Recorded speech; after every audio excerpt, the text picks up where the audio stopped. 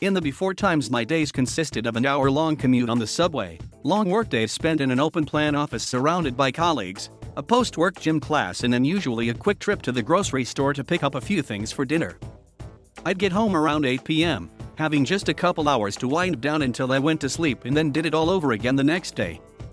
And the next. And the next.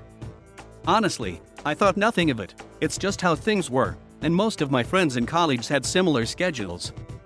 Even having a child didn't slow me down. I'd strap my tiny baby onto my chest and ferry him across town for a baby and me yoga class, or to a restaurant to meet up with friends.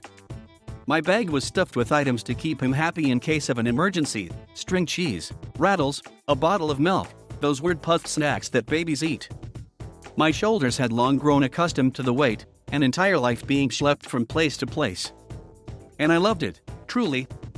It's also simply how I thought my life would always be, at least until I retired. Then, the story you all know, then the pandemic happened. I stopped doing, well, nearly all of it. I worked from home, I worked out at home, I ate all my meals at home. I moved to a bigger home, I settled into the permanence. I found peace, or at the very least, a new routine. Yet I can't imagine going back to my old life. Don't get me wrong, I'm plenty ready for the pandemic to end. I missed restaurants. I missed my friends. I'm so sick of the lower half of my face being concealed by a scratchy mask that I could scream.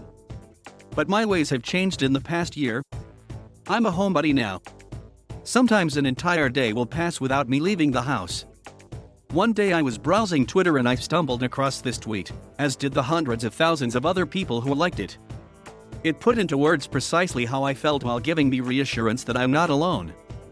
The writer of that tweet, British editor Katie Packer, told me that she composed it after going into the office for one of the first times since the pandemic, and after one or two meetings, found herself completely exhausted, even though she used to easily handle a much busier schedule before the pandemic.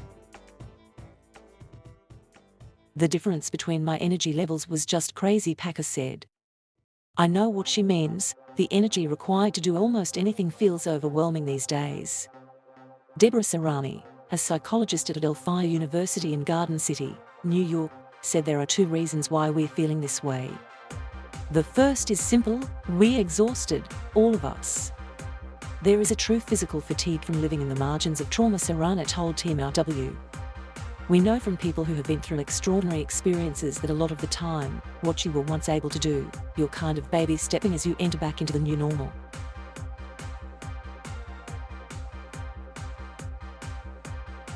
Thank you for watching. Please subscribe